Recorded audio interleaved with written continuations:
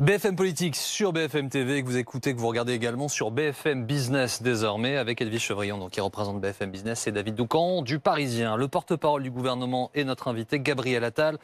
Gabriel Attal, les frontières seront donc plus surveillées, le télétravail renforcé, les grands centres commerciaux fermés sont les trois principales mesures annoncées vendredi par Jean Castex. Est-ce que ça change vraiment la donne? Depuis 2 jours, on entend chez les professionnels de santé, chez les grands médecins, beaucoup de scepticisme. Il y a une situation épidémique, sanitaire, qui est fragile en France.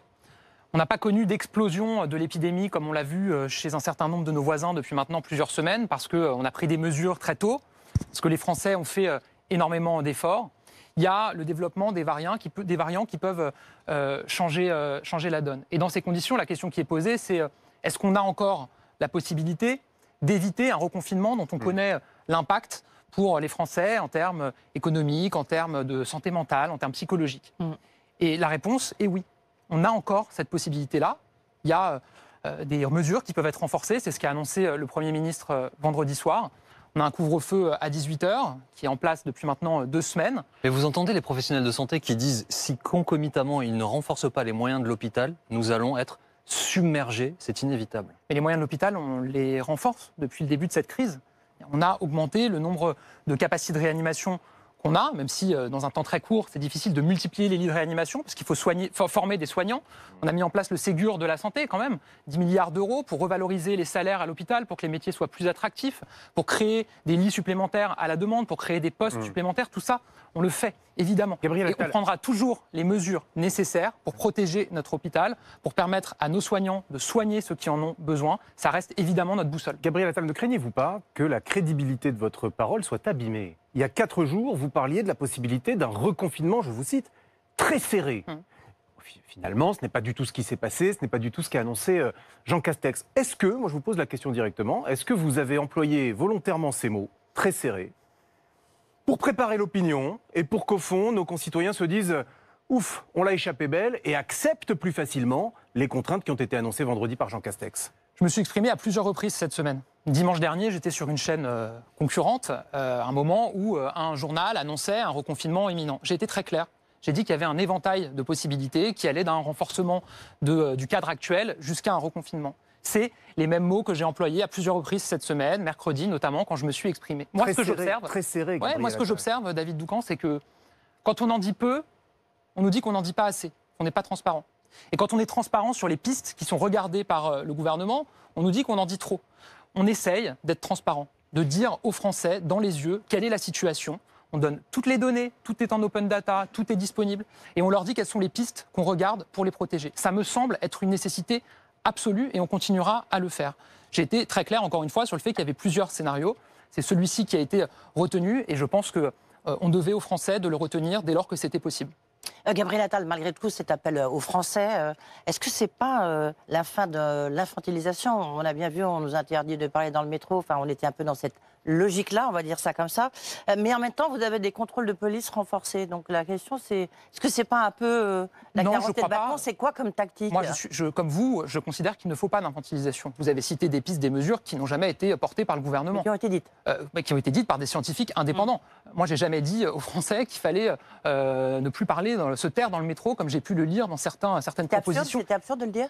J'avoue que j'ai trouvé ça assez lunaire. Honnêtement, quand on prend le métro, on voit bien que c'est pas un salon de thé où on cause. Je veux dire, voilà, tout le monde n'est pas en grande conversation dans le métro. Et honnêtement, je pense qu'il y a parfois, c'est vrai, un peu un côté concours l'épine de savants qui sortent des propositions. Voilà, nous, on essaye d'être clairs et de ne pas infantiliser, justement. C'est-à-dire, sur les fêtes de Noël, il y a des pays qui ont dit vous ne devez pas être à plus de temps, sous aucune condition, vous ne pouvez pas aller fêter Noël. Nous, on a dit aux Français, vous pouvez y aller. Vous pouvez fêter Noël en famille. On vous donne des recommandations, une recommandation, tout en disant que si vous êtes 7 ou 8 dans la famille, bah évidemment, on ne va pas vous demander d'exclure un frère ou une sœur du dîner de Noël. Mais c'est vrai qu'il y a un équilibre difficile à tenir entre les recommandations, ce qu'on demande comme effort aux Français, et puis l'infantilisation. Et c'est toujours ce chemin qu'on essaye de suivre. Du coup, pas d'infantilisation, la responsabilisation des Français. J'imagine que si jamais, personne ne le souhaite, nous sommes reconfinés, dans cette lignée, vous ne demanderez pas d'attestation, il n'y aura pas de limite de déplacement vérifiée par la police, puisque nous sommes responsables et que vous nous faites confiance. Aujourd'hui, M. Boursier, il y a un couvre-feu en place, à partir de 18h. Et pour sortir après le couvre-feu, vous devez présenter une attestation. Il y a des contrôles qui sont faits. Il n'est pas Moi, respecté lorsque vous voyez le nombre moi, il de me semble- personnes dans la rue. Quoi. Bah oui, mais enfin, mais- Edwige Chevrillon, moi, j'entends qu'il peut y avoir des personnes qui ne respectent pas les règles. Mais je vais vous dire, ma conviction et ce que je vois, c'est que la grande majorité des Français respectent les règles. Et on parle toujours de ceux qui ne les Oui, mais respectent alors du pas. coup, mais c'est Oui, il faut augmenter mais c'est les l'objet de ma contrôles. question, Oui, Gabriel il faut Attal. augmenter les contrôles. Et on le fait, Edwige Chevrillon. Mais je veux dire, si la majorité des Français ne respectaient pas les règles, ne faisaient pas d'efforts, on ne serait pas dans cette situation aujourd'hui. Sur votre antenne, pendant des semaines au mois de décembre, je me souviens, on entendait des gens nous dire il va y avoir une explosion des cas début janvier à cause des fêtes de Noël, parce que les Français ne vont pas faire attention, ne vont pas respecter les recommandations. Mais d'accord, on n'a j'entends pas ce que vu vous dites, cette Gabriel explosion-là. Attal. Oui, Vous avez mais je raison, pense que c'est vous avez important de le raison dire. sur ces données. Mais je vous entends. Mais du coup, je reviens à ma question. Vous êtes d'accord pour dire que la majorité des Français est responsable, que la majorité, l'immense majorité des Français suit les règles.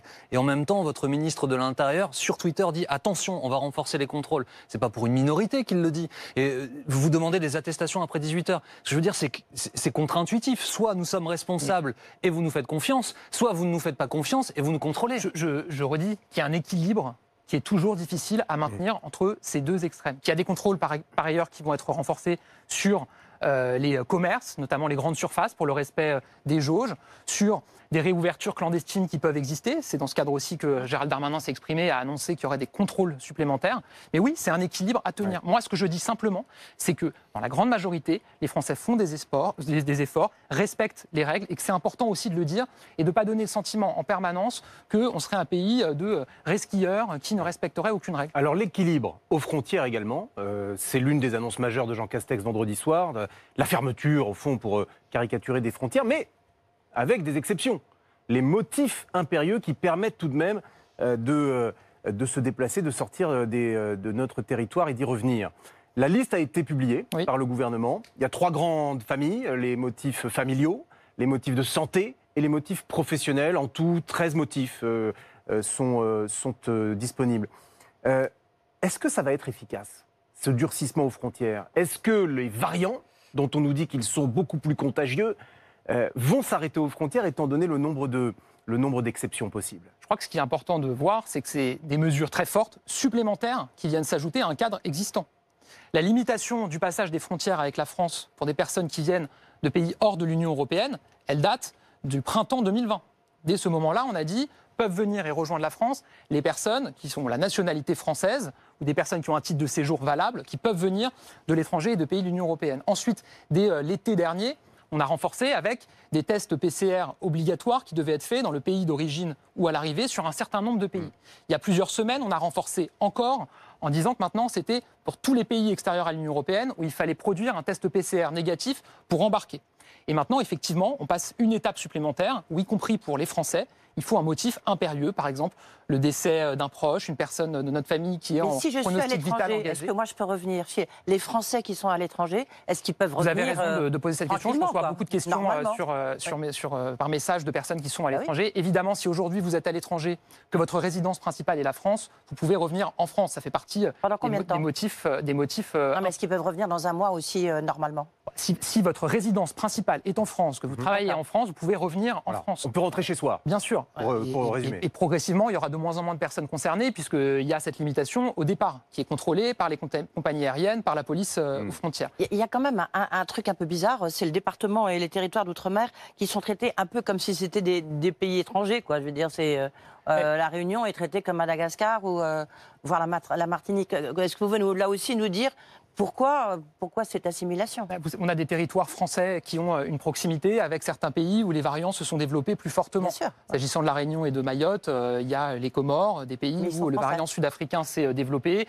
S'agissant de la Guyane, des Antilles, il y a la proximité avec le Brésil. Et par ailleurs, c'est des départements où on le sait.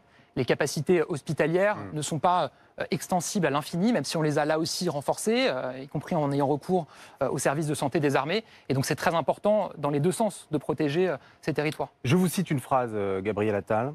Que de temps perdu pour se décider finalement en catastrophe à la maîtrise des frontières et à des contrôles renforcés. Vous connaissez l'auteur de cette phrase, c'est Marine Le Pen, qui dit, je le dis depuis un an, voilà ce que dit la présidente du Rassemblement national. Cela fait un an qu'elle propose de renforcer les contrôles aux frontières pour protéger les Français de l'arrivée du virus. Que répondez-vous à cela? Je dis que je vous ai fait la démonstration à l'instant qu'on avait démarré des contrôles importants et même des limitations de passage des frontières à nos frontières depuis quasiment un an, depuis le printemps dernier. Ça, c'est la première chose. La deuxième chose que je dis, c'est que c'est un sujet sur lequel on a avancé en coordination européenne. C'est un sujet sur lequel il est objectivement très compliqué d'avancer seul, parce que si vous avancez seul, la France peut dire j'interdis tout franchissement de la frontière avec un pays hors de l'Union européenne. Mais si nos voisins et si les autres pays de l'Union européenne ne font pas pareil, sachant qu'il y a des passages avec les frontières européennes, on le doit notamment à nos 350 000 travailleurs français qui vont tous les jours travailler dans un pays voisin. Qu'est-ce qui se passe? Vous pouvez avoir des personnes qui atterrissent dans un autre pays européen et qui ensuite rejoignent la France. Donc c'est important d'avancer ensemble. Sauf que les décisions, elles sont unilatérales. Hein. La Belgique a décidé de faire ça de son côté, nous, on décide de faire ça.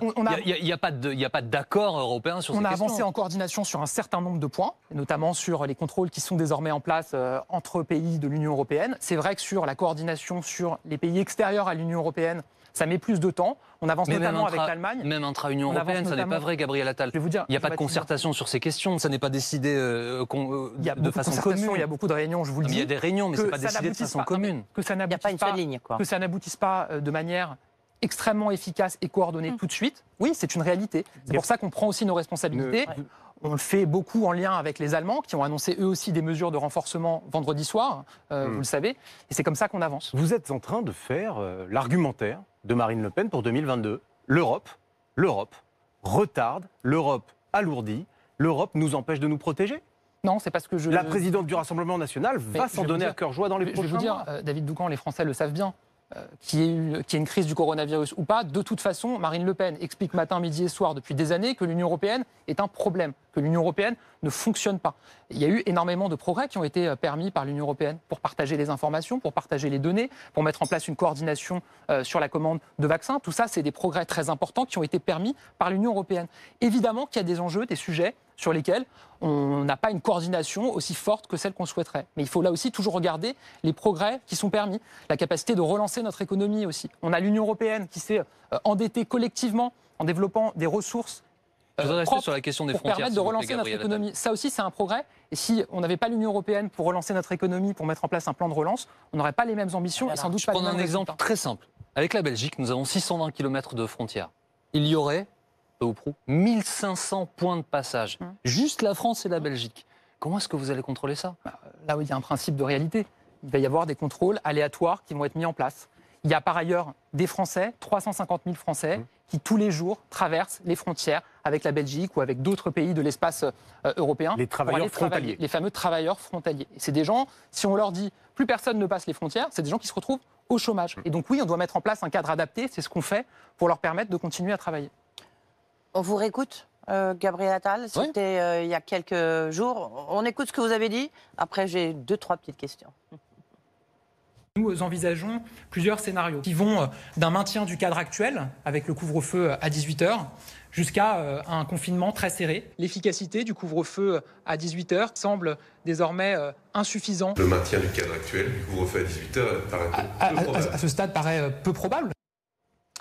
Gabriel Attal, donc mercredi, vous le disiez tout à l'heure à David Doucan, mercredi, le couvre-feu était insuffisant. Là, on voit bien qu'on a, on a un couvre-feu qui est maintenu. Est-ce que vous pouvez juste nous raconter un tout petit peu la genèse de cette non-décision par rapport au confinement? D'abord, il est maintenu, mais il est renforcé, avec des mesures supplémentaires dont on parle depuis tout à l'heure. Non, mais c'est important de le dire. Ce qui était peu probable, c'est de dire on ne touche à rien. Vous-même, vous avez fait des contre-pieds. C'est de dire non, j'ai présenté des scénarios différents. Ce qui était peu probable, c'était de dire on ne touche à rien, on maintient le statu quo absolu.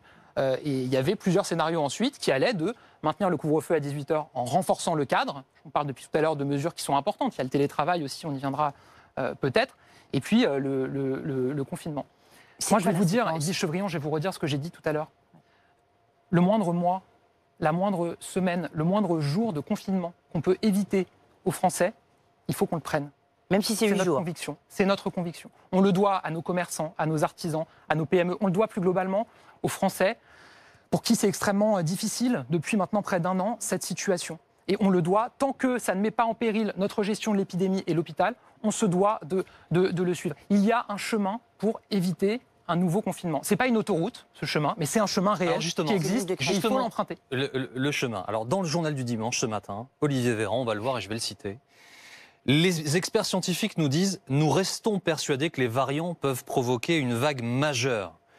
mais leur circulation augmente moins vite qu'on le craignait. Et il ajoute, le danger auquel nous faisons face est possible, voire probable, mais il n'est pas certain. On va se parler franchement, Gabriel Attal. Vous faites un pari. Le gouvernement fait aujourd'hui un pari. Il est risqué, il est important. Vous vous êtes donné une date, il y a une date butoir, il y a une date de revoyure, il y a un calendrier. Quand est-ce que vous allez décider si oui ou non il y aura un confinement? Il n'y a pas de pari. On ne fait pas de pari avec la santé des Français. Pardon, mais ce que je viens de vous lire, les experts scientifiques disent c'est la probabilité d'une vague majeure. Il y a une probabilité, c'est le ministre de la Santé. Ça n'est pas certain. Probable. Oui, mais ça n'est pas certain. Et ça n'est pas certain. Et si jamais il apparaissait que cela devient inéluctable, on prendra toujours les mesures nécessaires. Mais vous avez bien fixé une date. Mais Gabriel Attal, vous ne vous êtes pas dit on verra un jour. Mais on regarde au fil de l'eau la situation de l'épidémie. On regarde en permanence les données qui nous sont apportées, la moyenne du nombre de cas sur les 7 derniers jours. On regarde comment ça évolue. On constate cette semaine qu'il y a une hausse de l'incidence de l'ordre de 5%. La hausse était de 15% la semaine dernière.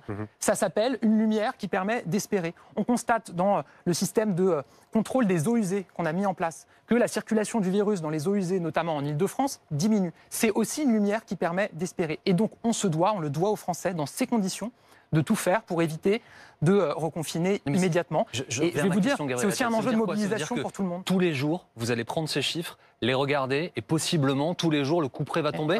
Alors, je vous confirme que d'abord, tous les jours, on analyse les données, qu'elles soient en termes de contamination, en termes d'entrée à l'hôpital, dans les services de réanimation. Je vous confirme ensuite qu'on a très régulièrement des points autour du président de la République, du Premier ministre, pour faire un état des lieux de la situation, notamment un conseil de défense, un conseil des ministres, qui ont lieu toutes les semaines. Et donc oui, on va continuer à suivre la situation. C'est pourquoi je vous pose cette question.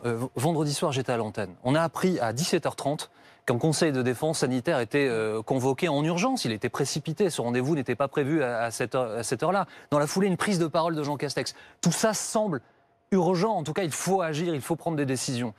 Dans un sens, mais sans doute dans l'autre. Les Français sont là, vous écoutent, vous regardent, ils sont inquiets, ils se demandent ce qui va se passer. On leur dit, pour l'instant, ça tient. Mais pour l'instant, ça tient, ça n'est pas un rendez-vous. Pour l'instant, ça tient, c'est de l'incertitude. Je vais vous dire, l'incertitude, c'est ce que vit le monde depuis 1 an avec cette épidémie. Et on a vu des pays, qui ont été surpris par une vague qui est arrivée, qui ont dû prendre des mesures rapidement, etc. Nous, on a toujours fait le choix d'anticiper, de prendre des mesures tôt. On a généralisé le port du masque assez tôt, avant d'autres pays. On a mis en place un deuxième confinement assez tôt, au mois de novembre, qui nous a permis d'avoir des résultats positifs parce que les Français ont fait des efforts. Et il y a des pays voisins en Europe qui ont dû, en catastrophe, refermer leur commerce et mettre en place un confinement à quelques jours de Noël. Je pourrais aussi également vous citer Taïwan qui a tout fermé, qui a eu 80 morts depuis le début de l'épidémie. On ne peut pas tout comparer. Moi, je vous demande quand est-ce que vous allez refaire un point. Ce que je vous dis, c'est que depuis le début de cette épidémie, on anticipe et on regarde en permanence la situation. Et que le confinement, ça a toujours été pour nous une mesure ultime de protection des Français et de notre hôpital. Qu'on prend quand on considère que les conditions sont réunies pour un emballement rapide de l'épidémie. Il n'y a pas de date pour un nouveau point. Il n'y a pas de date qui a été fixée pour un reconfinement. On regarde tous les jours. On n'exclut rien, on essaye tout. Et je pense que ça, encore une fois, les Français, non seulement peuvent le comprendre, mais à mon avis, l'attendent. Ils attendent qu'on essaye tout pour éviter de retomber dans cette situation. Une petite question, je reviens un instant. Pourquoi est-ce que ce n'est pas le président de la République, vu qu'on a bien compris que c'était sa décision contre tout le monde? Pourquoi est-ce que ce n'est pas... C'était un contrat de confiance qu'il veut faire avec les Français. Il appelle à leur responsabilité. Pourquoi ce n'est pas lui qui a parlé? On a Edwige Chevrillon, un président de la République, un Premier ministre qui est le chef du gouvernement, et un gouvernement qui s'exprime. On ne peut pas dire que le président de la République se soit peu exprimé dans cette crise. Et à chaque fois qu'il y a des décisions très difficiles à prendre, il a toujours été au rendez-vous de ses responsabilités pour en parler aux Français. Et alors, une autre question, puisqu'on parle beaucoup d'aller-retour, pourquoi hier c'était les petits commerces qui étaient fermés et puis la grande distribution qui était ouverte, et pourquoi là ce sont les centres commerciaux qui sont fermés et pas les petits commerces? On a l'impression que là aussi c'est un peu contradictoire, même si ce n'est pas exactement la même chose, nous sommes d'accord. Ce qui est certain, c'est que depuis le début de cette crise, on tire systématiquement des enseignements des mesures que l'on prend. Donc c'était une erreur d'avoir fermé les petits commerces. Le deuxième confinement n'était pas pareil que le premier confinement, et là on prend des mesures qu'on n'avait pas prises avant. Quel est l'enseignement là, Gabriel Attal? Quel est l'enseignement à cet égard? L'enseignement. Vous dites, vous voyez bien que dans le premier, les petits commerces sont pas contaminants. Par exemple, dans le deuxième confinement, on a pris la décision de continuer à permettre des visites des familles dans les EHPAD, ce qui avait été totalement interdit et fermé pendant la première vague. On s'est rendu compte que ça avait un impact extrêmement fort, terrible pour les familles et pour les résidents des EHPAD. Donc systématiquement, on tire des enseignements. Je pense que c'est normal. On en est humble aussi. Et c'est une épidémie qu'on découvre, que le monde entier découvre. Et c'est normal d'adapter là aussi nos réponses. Une précision, le président de la République avait annoncé que les étudiants pourraient revenir un jour par semaine dans les facs, en présentiel, comme on dit, quelle expression affreuse qui s'est imposée à nous depuis un an. C'est maintenu? Oui, bien sûr. Et ces étudiants, vous les voyez comme nous, ces images, ils sont des files d'attente interminables dans les rues pour la banque alimentaire, pour se nourrir, Bien donc sûr. plus de moyens. Qu'allez-vous faire pour leur venir en aide? C'est un sujet de préoccupation très fort pour nous.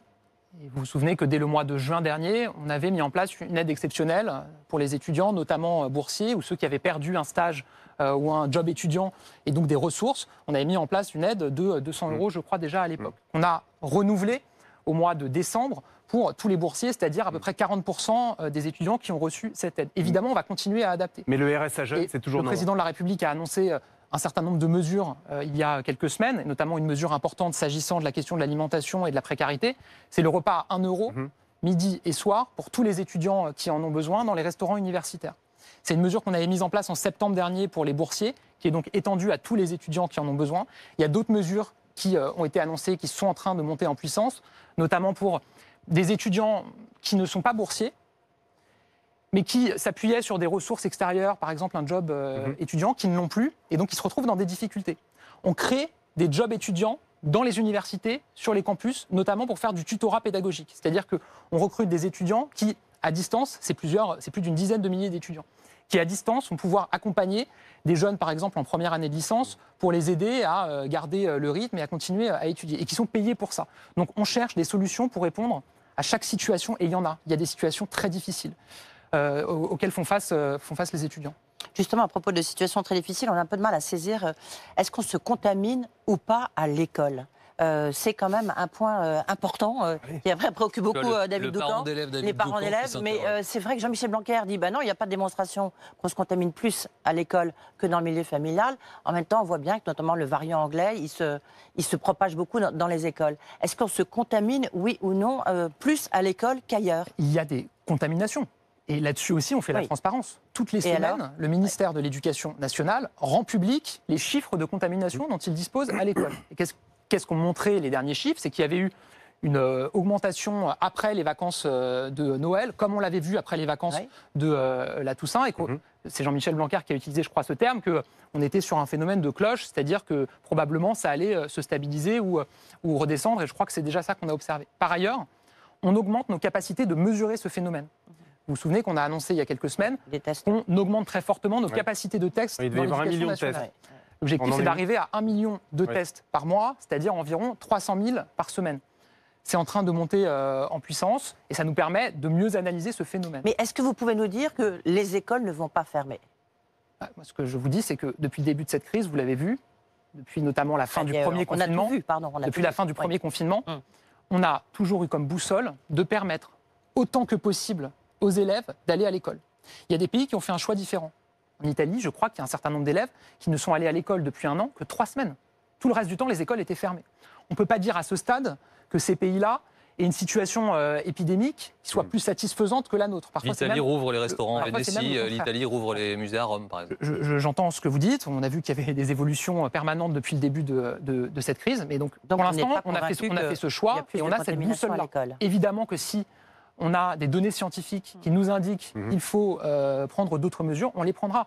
Tout est sur la table par principe. Est-ce que tout est sur la table jusque, comme vous le disiez jeudi dernier, les vacances scolaires? Vous avez dit, on peut tout imaginer, jusqu'à un alignement des vacances, c'est-à-dire on met les 3 zones ensemble, tous les enfants s'arrêtent au même moment. Est-ce que c'est toujours sur la table? Je vais préciser que les vacances, elles commencent pour la première zone fin de semaine prochaine. Vendredi. Oui, tout est toujours sur la table par principe, Jean-Baptiste Boursier. Après, moi, je fais toujours très attention quand je m'exprime. Je veux dire, vous voyez bien qu'on a fait le choix là, de tout faire pour éviter un reconfinement. Qu'on appelle à cette mobilisation nationale de chacun, parce qu'à 66 millions, il n'y a pas de petits gestes barrières, il n'y a pas de petits efforts, qu'on a montré qu'on était capable, avec nos efforts, notamment au moment des fêtes, de déjouer les scénarios qui avaient été faits par certains sur une explosion de l'épidémie. Donc on fait ce choix-là et on l'assume. Ouais. Et donc si on commence déjà à se projeter dans une situation qui serait différente et des choix qui seraient différents, à quoi bon faire des mais- efforts? Non, mais c'est pourquoi je Gabriel pose la Attal. question, parce que les parents d'élèves, il faut Mais qu'ils non, mais s'organisent. Jean-Baptiste, Évidemment, je pose la question. Vous le disiez à l'instant, Jean-Baptiste, c'est vendredi. Là. C'est pas c'est pas dans 3 semaines, dans un mois. C'est vendredi que ça commence les vacances. Il y a des millions de parents d'élèves dans le pays. C'est vrai, non, mais on voit les représentants, FCPE, PEP, qui disent attendez, il faut nous dire ce qui va se passer.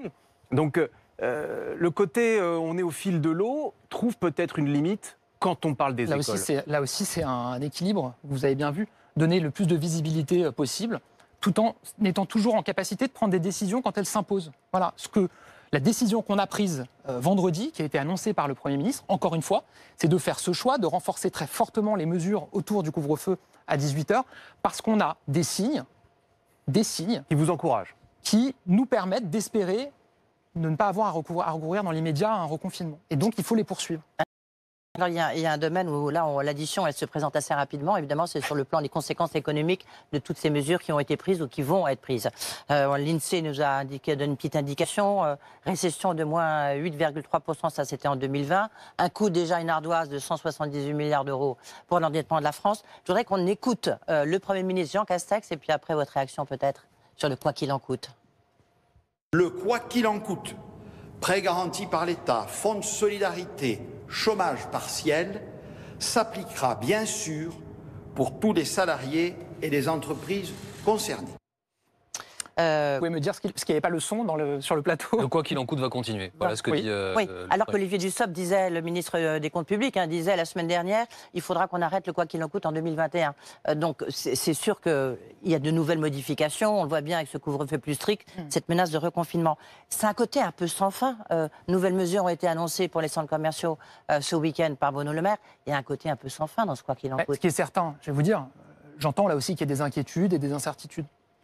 La certitude qu'on apporte et qu'on continuera d'apporter, c'est que tant que la crise durera, le quoi qu'il en coûte durera. Tant qu'il y aura des secteurs qui seront administrativement fermés, des personnes qui seront empêchées d'ouvrir leurs restaurants, leurs bars, leurs salles de sport, leurs commerces, on continuera à les accompagner, à compenser la perte du chiffre d'affaires, à faire le chômage partiel pour leurs salariés, à faire des exonérations de charges. Toutes ces mesures que Bruno Le Maire a annoncées et portées depuis le début de cette crise. Ça me semble être une certitude importante à apporter, Donc à renouveler. on repousse en leur l'échéance quand même. On continue à les accompagner. Edwige Chevrillon, Tant je veux dire, Non, mais ça n'aurait pas de sens, y compris en termes de bonne gestion économique, d'avoir fait tout cet investissement et dépenser autant d'argent pour accompagner ces secteurs, pour, au bout du compte, les laisser tomber et les voir plonger. Et vous avez vu, ils sont de plus en plus nombreux à ne... Alors, ils prennent les aides, parce que c'est indispensable, mais ils n'en veulent pas des aides. Ils veulent travailler. Ah, mais Vous avez évidemment. vu, il y a ce mot dièse sur les réseaux sociaux, je ne me reconfinerai pas. Des restaurateurs qui disent, moi je vais rouvrir. Je vais prendre sur moi de rouvrir. Des théâtres qui disent, attention, je vais faire des représentations contre les réglementations du gouvernement. Est-ce que vous êtes inquiet d'un durcissement? On parle de désobéissance et peut-être la violence dans les prochaines semaines, dans les prochains mois? D'abord, si votre question est de savoir si je pense que la situation des personnes qui sont empêchées de travailler aujourd'hui à cause de la crise est satisfaisante pour eux, la réponse est non, évidemment. On parle de personnes qui n'ont pas envie de survivre grâce à des subventions, mais qui ont envie de vivre de leur passion. Des restaurateurs qui ont envie de vivre de leur travail. Des artistes qui ont envie de retrouver leur public et vivre de leur passion. Aujourd'hui, ils survivent parce que l'État leur apporte des moyens de survivre. Mais évidemment qu'ils ont envie de recommencer à travailler. On l'entend parfaitement. Et notre souhait, c'est qu'ils puissent retravailler dès que ce sera possible. Et s'ils désobéissent? Aussi rapidement, Gabriel rapidement Attal, que possible. vous allez leur envoyer les gendarmes? Après, là, je vais vous dire, c'est toujours la même chose, David Doucan. On parle beaucoup de ceux qui disent « je désobéis » ou « je vais désobéir », et on ne parle pas de ceux qui respectent les règles et qui attendent, malheureusement, de pouvoir ouvrir et pouvoir recommencer à travailler. Ultra-majoritaire. Maintenant, je vous confirme que pour ceux qui décident de ne pas respecter les règles, ne serait-ce que par respect pour l'immense majorité de ceux qui respectent les règles, évidemment qu'il y a des contrôles et des sanctions. Alors, évidemment qu'il y en a très régulièrement qui vont être renforcées et que les sanctions elles-mêmes pourraient être renforcées. Gabriel Attal, vous parliez du quoi qu'il en coûte avec Edwige Chevrillon il y a quelques instants. Il y a eu des rendez-vous à Matignon, au ministère de l'économie également, avec les partenaires sociaux. Bruno Le Maire les a reçus et il a été question de la prise en charge des frais fixes pour les entreprises qui sont fermées. Je voudrais avoir vos précisions à ce sujet parce que c'est très important. On parlait du quoi qu'il en coûte. Ça pourrait alourdir cette addition de façon ultra conséquente. Pour expliquer les choses à nos téléspectateurs, jusqu'à maintenant, les bailleurs, ceux qui possèdent les murs, pouvaient alléger, en tout cas éviter un mois de loyer. Ils avaient une défiscalisation. Mais c'était un mois de loyer sur une année. Là, une des pistes, c'est que tout soit, et ça n'a pas marché, c'est que tout soit pris en charge. Est-ce que vous pouvez nous le confirmer? Que pouvez-vous nous dire à ce sujet? Ce que je peux vous dire, c'est qu'effectivement, il y avait ce crédit d'impôt qui avait été mis en place au départ, auquel on a ajouté une autre mesure dès le mois de décembre, c'est la prise en charge de 20% du chiffre d'affaires plutôt que les 10 000 euros, pour précisément couvrir les frais fixes, les loyers, notamment des petits restaurants ou des commerces. Il y a ensuite une question qui se pose, c'est le sens des réunions qui ont eu lieu hier avec Bruno Le Maire et Alain Griset, pour les grands centres commerciaux qui sont maintenant fermés. Puisque les centres commerciaux, depuis aujourd'hui, de plus de 20 000 m² non alimentaires, sont fermés. Et là, que ce soit pour les foncières, pour les commerces... Mais y compris les petites enseignes au sein de ces centres commerciaux. Les commerces au sein de ces centres commerciaux, il y a une question qui se pose. Et là-dessus, Bruno Le Maire, que j'ai eu hier au téléphone à l'issue de ces réunions, m'a dit très clairement qu'il y aura une prise en charge des loyers pour ces commerces et pour ces foncières. Donc vous nous le confirmez, l'État va prendre en charge ces loyers, parce que c'est potentiellement colossal. Ça veut dire que n'importe quel commerce qui est fermé, l'État va prendre en charge son loyer. Là, ce que je vous parle, c'est des commerces qui ont été fermés dans le cadre des annonces qui ont été annoncées. Évidemment, on continue à suivre la situation de ceux qui sont fermés depuis un certain temps. Et encore une fois... Donc ils sont pour l'instant pas... Je suis désolé, il faut être très clair. Donc là, vous nous dites, le loyer, c'est pour ceux qui se trouvent dans les centres commerciaux. Ce que je vous dis, c'est qu'il y a un dispositif supplémentaire qui avait été mis en place il y a maintenant quelques semaines, de 70% des frais fixes pour les très grandes structures. C'était les grandes structures, ça plutôt, oui. Et notamment ceux qui ont 1 million d'euros, je crois, de chiffre d'affaires. Qu'on va garantir que ce dispositif s'applique bien pour les grands centres commerciaux et les commerces dans ces centres commerciaux qui sont fermés depuis aujourd'hui. Que pour les autres commerces, les autres restaurants, on a déjà renforcé l'accompagnement sur les frais fixes avec les 20% du chiffre d'affaires. Mais qu'évidemment, on continue toujours à regarder la situation et si on peut améliorer des dispositifs, on le fera. Voilà. Donc on peut aller plus loin. On a vu là encore qu'on a toujours adapté nos dispositifs et que les 20% du chiffre d'affaires, c'est une nouveauté qui date du mois de décembre parce qu'on a vu que pour un certain nombre de restaurateurs, de commerces, le plafond de 10 000 euros n'était pas suffisant. Donc je peux vous dire que Bruno Le Maire, Alain Griset, ils sont mobilisés en permanence, ils sont en lien en permanence avec les fédérations de commerçants, les partenaires sociaux, pour adapter le cadre. Une précision pour poursuivre ce que disait à l'instant Jean-Baptiste Boursier. Dans le cadre du chômage partiel, le reste à charge des entreprises, les règles doivent changer à partir du 1er mars. C'est-à-dire que les entreprises, elles vont prendre un peu plus leur part dans le cadre du chômage partiel. Est-ce que ça va changer ou pas? Est-ce qu'on va repousser ou pas cette échéance? Là-dessus, là aussi, il y a des discussions qui sont en cours avec Elisabeth Borne. Mais je vais vous dire, évidemment, tant que la crise se poursuivra dans ces conditions, on continuera à accompagner les secteurs qui en ont besoin, qui sont fermés. Gabriel Attal, la liste des plans sociaux dans les grandes entreprises, je ne parle que d'elles, est colossale. Colossale. Si on ajoute les PME, les TPE, c'est encore pire. Est-ce que le gouvernement a un moyen de vérifier que certains groupes ne vont pas profiter de cette crise pour licencier? On le fait à chaque fois. L'effet d'aubaine. On le fait à chaque fois. C'est vrai qu'il y a des plans sociaux qui sont annoncés, qui sont parfois liés à une situation qui était antérieure à la crise, qui sont parfois liés à la crise. À chaque fois qu'il y a ce type d'annonce, les ministres concernés, Agnès Pannier-Runacher, ma collègue de l'industrie, rencontrent les entreprises, rencontrent les partenaires sociaux, obtiennent des engagements et s'assurent que les engagements sont tenus. Je peux rajouter une autre mobilisation qui me semble extrêmement importante, qui est celle qu'on a mise en place avec l'activité partielle de longue durée.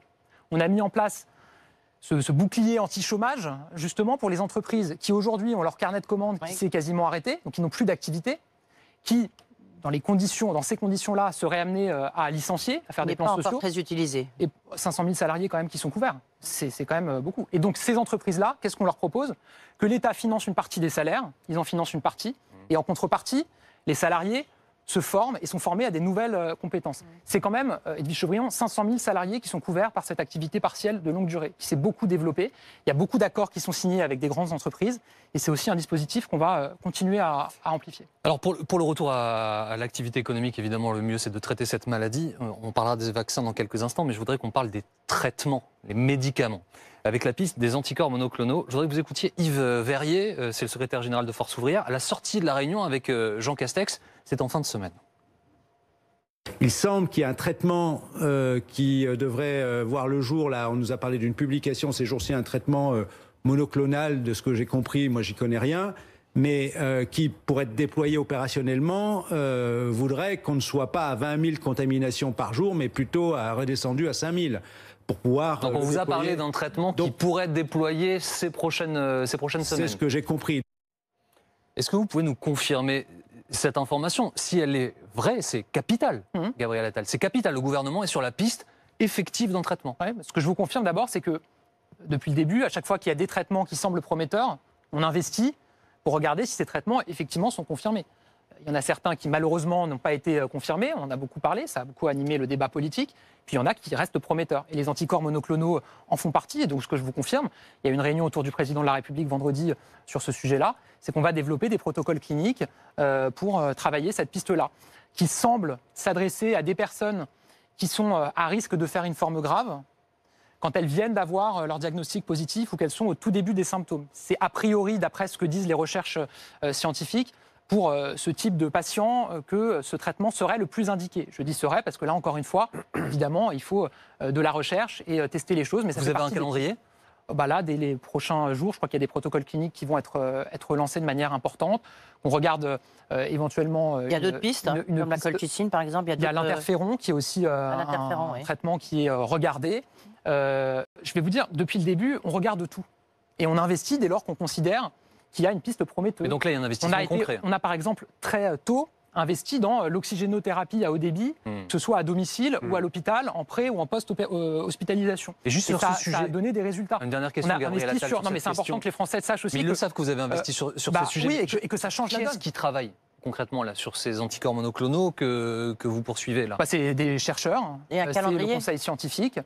Je n'ai pas de calendrier d'annonce à faire, mais ce que je peux vous dire, c'est que oui, on accélère sur notamment ces pistes-là qui semblent les plus prometteuses. Des éléments prometteurs sur les traitements. Et puis, il y a le vaccin. La vaccination, elle est enclenchée, trop lente aux yeux de certains. Et puis, il y a ce rendez-vous manqué de la France. L'Institut Pasteur qui a dû renoncer. Qu'est-ce qui se passe? La recherche française n'est pas à la hauteur de la situation aujourd'hui, Gabriel Attal? Le constat qu'a fait Emmanuel Macron dès qu'il a été élu en 2017, et même pendant sa campagne, c'est qu'il fallait réinvestir dans notre recherche. Et que c'est sûr que depuis des décennies, la France a pris un retard en termes de recherche avec un certain nombre de pays, notamment avec l'Allemagne. Qu'est-ce qu'on a fait il y a quelques mois? On a voté une loi de programmation pluriannuelle, 25 milliards d'euros pour la recherche. Donc on réinvestit. La deuxième chose, c'est que s'agissant des industries de santé, de la production de produits de santé, là aussi, depuis des décennies, les choses se sont réduites. Entre 2005 et 2015, la part de la France dans les parts de marché mondiales sur les produits pharmaceutiques a été divisée par 2. Donc oui, c'est certain qu'il y a un travail de réinvestissement à faire et qu'on le fait depuis 2017. Ça ne change pas en un claquement de doigts, on le sait, mais ce travail, on l'a engagé et c'est un constat qu'on a fait dès le début de ce quinquennat. On voit bien qu'il y a évidemment un besoin massif de vaccins. On ne va pas revenir forcément sur toutes les difficultés d'approvisionnement, mais il y a des vaccins qui marchent très bien et puis il y a des quantités évidemment très importantes. Ce sont les vaccins russes et les vaccins chinois. Est-ce qu'on peut imaginer qu'à un moment, l'Europe fasse appel à des vaccins chinois ou russes? Moi, je vais vous dire, j'avais déjà dit qu'il y a un proverbe chinois, je crois, que j'aime bien, c'est « peu importe que le chat soit noir ou gris, du moment qu'il attrape la souris ». Le vaccin, on ne regarde pas sa nationalité, on regarde son efficacité et sa sécurité. Donc on pourrait avoir des vaccins russes. S'il y a un vaccin qui est jugé par les scientifiques indépendants, les agences de santé indépendantes comme sûr et efficace, évidemment qu'on fera des commandes et qu'on le proposera à nos concitoyens. Alors, évidemment. de quelles infos disposez-vous sur le vaccin AstraZeneca? Parce que le président de la République échangeait vendredi avec des confrères de la presse étrangère. Et alors, il leur a dit, il est quasi inefficace, ce vaccin. Sur les plus de 65 ans, certains disent 60 ans. L'Union européenne, l'autorité européenne sur les médicaments ne dit pas du tout ça. Et dit que c'est OK à partir de 18 ans. D'où le président de la République tient-il ces informations? Il y a une autorisation qui a été donnée par l'Agence du médicament européenne, qui dit effectivement qu'on peut l'utiliser sur toute personne de plus de 18 ans. Et qu'il y a, il faudra vérifier les termes exacts, mais qu'il y a, je crois, une faible démonstration dans les recherches de l'efficacité sur les très âgés. Il ne dit pas qu'on ne recommande pas de leur fournir, mais il met en garde. On manque de données sur ce sujet-là. Dans ces conditions, il y a un certain nombre de pays qui ont déjà pris des décisions, je crois notamment l'Allemagne, qui a décidé de ne pas l'administrer aux plus âgés dans son pays. Nous, comme à chaque fois, c'est des scientifiques indépendants, une autorité indépendante, la Haute Autorité de Santé, qui va nous faire des recommandations. C'est mardi qu'on aura les recommandations de la Haute Autorité de Santé et on fera un choix, on appliquera ces recommandations en fonction de ce qu'elle nous recommandera. Gabriel Attal, d'autres questions qui concernent l'actualité maintenant. Le centre d'entraînement de l'Olympique de Marseille, c'est du foot, a été attaqué hier. 300 personnes, des images qui ont choqué évidemment. Le match de championnat prévu entre Marseille et Rennes a été reporté hier. Quelle est votre réaction ? C'est une situation, des images qui sont absolument scandaleuses. C'est pas des supporters qu'on voit, c'est des pratiques de voyous. On ne peut pas se livrer, pour quelque raison que ce soit, à ce type d'agissement. À la fois parce que c'est les lois de notre pays, parce qu'on ne peut pas accepter ces images dans la République, parce que c'est aussi l'image de la France. Quand on parle de football, quand on parle de grands clubs, c'est aussi l'image de la France que l'on renvoie à l'étranger. Donc évidemment, je peux vous dire que tout est fait pour identifier et appréhender ceux qui sont responsables de cette situation. Il y a eu cette terrible agression de ce jeune sur la plateforme de Beaugrenelle, juste à côté des sièges BFM TV, où il y a 9 jeunes ont été présentés à un juge après cette violente agression. 5 ont été mis en examen pour tentative d'assassinat et 1 pour complicité. Ces phénomènes de bande, je veux dire, ça date pas d'hier, hein, ça fait très longtemps que ça dure. On le voit, même ce qu'on a vu à Marseille, c'est aussi presque des phénomènes de bande. Qu'est-ce qu'on peut faire pour endiguer, je sais pas, pour tenter d'endiguer au moins ce phénomène? Évidemment, vous l'avez dit, c'est un sujet qui date pas d'aujourd'hui. Pour moi, il y a deux choses. Il y a tout ce qu'on peut faire pour renforcer à la fois les moyens de la sécurité et de la police. Je rappelle que le président de la République a fait le choix de recruter 10 000 policiers et gendarmes supplémentaires sur ce quinquennat. On augmente leurs moyens matériels, on fait en sorte qu'ils soient mieux payés pour que ça soit aussi attractif. Il y a le travail qui est en train d'être fait avec la justice. Moi, je crois beaucoup à un principe qui est tu casses, tu répares, tu salis, tu nettoies, et si tu attaques, tu as une sanction immédiate, tu as une sanction très forte. Voilà. Et donc, on a un investissement historique dans le système judiciaire qui a été voté par les députés, là aussi, pour renforcer l'efficacité. Et puis après, il y a toute la question sociétale sur la violence et le respect des règles, des droits et devoirs du citoyen dans la République. Et ça, pour moi, c'est un enjeu d'éducation, c'est l'école. Oui. C'est ce qu'on peut faire avec le service national universel, qui est un projet que j'ai porté dans mes précédentes fonctions, qu'on va continuer à faire monter en puissance. Puis c'est aussi les familles. Gérald Darmanin l'a dit à l'Assemblée nationale cette semaine, moi je crois beaucoup à ça. Il y a une responsabilité des familles dans ces situations-là. Alors la loi séparatisme, le projet de loi séparatisme, enfin son terme exact c'est renforçant les principes républicains, arrive demain en première lecture à l'Assemblée nationale. Marine Le Pen, la présidente du Rassemblement national, a dit qu'elle était prête à en voter certaines dispositions. Est-ce que vous, Gabriel Attal, qui venez du Parti socialiste, cela vous fait douter?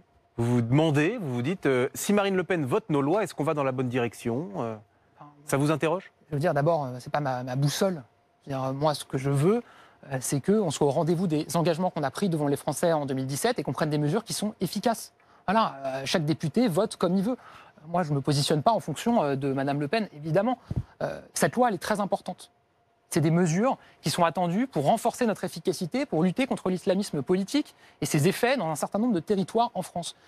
J'ai vu des choses dans certains déplacements qui m'ont interpellé, qui m'ont heurté, et des situations qui sont inacceptables dans la République, pour lesquelles il faut des réponses. On a apporté des premières réponses. Ce projet de loi ne démarre pas notre lutte contre l'islamisme politique et radical dans notre pays. On a fermé, je crois, plus de 500 lieux de radicalisation en France. On en ferme un tous les 2 jours, que ce soit des débits de boissons, des associations, des écoles clandestines. On a renforcé les moyens des services de renseignement. On a identifié des quartiers de reconquête républicaine prioritaires, où là, on a une action au cas par cas. Mais il faut aller plus loin, il faut donner des outils supplémentaires à nos forces de sécurité, à notre système judiciaire. Et avec ce projet de loi, on s'en donne les moyens. Grosse journée demain, puisqu'il y a le Beauvau de la sécurité qui débute également. Les forces de l'ordre, elles sont partout. Elles doivent nous contrôler au sujet de la pandémie, évidemment. Elles sont en lutte contre le terrorisme, plus tout le reste, les sujets de sécurité dont nous venons de parler. Qu'est-ce que vous allez leur dire pour les calmer leur colère? Et est-ce qu'on va leur donner plus de moyens pour qu'ils travaillent mieux? C'est un moment très important, ce Beauvau de la sécurité. On met tout sur la table. Je le disais tout à l'heure, on a renforcé beaucoup les moyens de la sécurité depuis 2017. C'est plus d'1 milliard d'euros en plus. C'est le renouvellement de la flotte automobile. C'est 100 € net en plus par mois pour les gardiens de la paix. C'est des millions d'heures supplémentaires qui sont payées. C'est des recrutements. 1 milliard d'euros pour rénover les commissariats dans le plan de relance. Tout ça, on le fait déjà. Et maintenant, il y a ce qu'on peut faire en plus. Il y a ce qu'on peut faire en plus en termes de moyens. Et probablement qu'il y a là encore des choses qu'on peut améliorer. Il y a ce qu'on peut faire de plus en termes de formation. C'est aussi un constat qui a été fait ces derniers mois. Formation initiale, formation continue. Est-ce que c'est trop court? Est-ce que c'est pas suffisamment efficace? On peut probablement améliorer. Et il y a ce qu'on peut faire en termes d'encadrement. Comment l'organisation se fait parmi nos forces de sécurité. En gros, avec le constat qui revient à dire qu'on a aujourd'hui des stratèges et des hommes et des femmes de terrain, mais il manque l'échelon intermédiaire entre les deux. En gros, des chefs, des sous-chefs qui sont dans la rue avec les hommes de terrain et qui permettent aussi de faire cet encadrement. Et donc, c'est tous ces sujets-là, avec le lien aussi entre la police et la population, qui vont être regardés. Ils vont être regardés avec les policiers, avec les gendarmes, avec leurs représentants. Ils vont être regardés en transparence, puisqu'il y a ces débats, ces tables rondes qui vont être diffusés en direct sur Internet. Ils vont être regardés aussi en région, puisqu'il y a des débats décentralisés qui vont avoir lieu pour que tout ne se fasse pas à Paris. Et l'objectif, c'est dans 4 mois d'avoir des mesures extrêmement fortes qui sont attendues aujourd'hui par nos forces de sécurité, par les Français qui ont besoin et envie d'être en sécurité pour avancer avec eux. Un mot de politique et d'élection. Il y a un moment qui s'annonce un petit peu difficile, peut-être pour votre parti, c'est les élections régionales. Jean-Michel Blanquer a donc renoncé à être tête de liste pour la région Île-de-France. C'est Laurent Saint-Martin qui le sera finalement. Est-ce que pour vous, pour La République En Marche, ça va être une déroute comme ça a été pour les précédentes élections? Écoutez, je vais vous faire franchement une confidence. Quand on est au gouvernement, et notamment dans les fonctions qui nous amènent à soit gérer, soit expliquer la gestion de la crise qu'on est en train de vivre, on a assez peu objectivement de temps et de bande passante pour se poser des questions sur ces sujets-là. J'entends que nos oppositions se posent beaucoup de questions sur ces sujets-là, sont très investies sur ces sujets-là. Le matin, midi et soir, elles pensent élections régionales et présidentielles et que Michel Blanquer, il y a pensé aussi. Elles sont réfléchies sur le gouvernement précisément pour cet objectif. Mais aujourd'hui, c'est pas notre cas. Aussi qui réfléchissent. Je vais vous dire, aujourd'hui, on est, en le disant, en plus, je sais que ça fait langue de bois de dire ça, mais c'est la réalité. Vous imaginez bien que dans nos réunions, avec le président et le Premier ministre, on parle de la gestion de la crise et on ne parle pas des élections. Non, mais cette question, en revanche, est importante parce que c'est une expression démocratique fondamentale. Est-ce qu'elles auront lieu en juin? C'est sûr, ça, ou pas? Là, il y a un texte de loi qui est en train d'être examiné par le Parlement qui prévoit les élections en juin, qui fait suite à un rapport qui a été remis par Jean-Louis Debré, qui a trouvé un consensus avec les formations politiques pour que ces élections qui devaient avoir lieu en mars, je le rappelle, soit reporté en juin. Donc le Parlement examine actuellement. Et donc à charge à l'État de s'assurer que la campagne puisse bien se dérouler aussi, y compris si on est encore en situation pandémique. Bien sûr. Et puis je rappelle qu'il y a un rapport, c'est prévu d'ailleurs dans le rapport qui a été remis par Jean-Louis Debré, il y a un avis du Conseil scientifique qui doit être remis, je crois, début avril, pour déterminer la situation épidémique et les conditions dans lesquelles peuvent se tenir les élections. Allez, une toute dernière question, David. Dernière question, Gabriel Attal. Un palmarès a été établi. La personnalité politique la plus souvent invitée dans les matinales radio-télé est votre collègue Marlène Schiappa.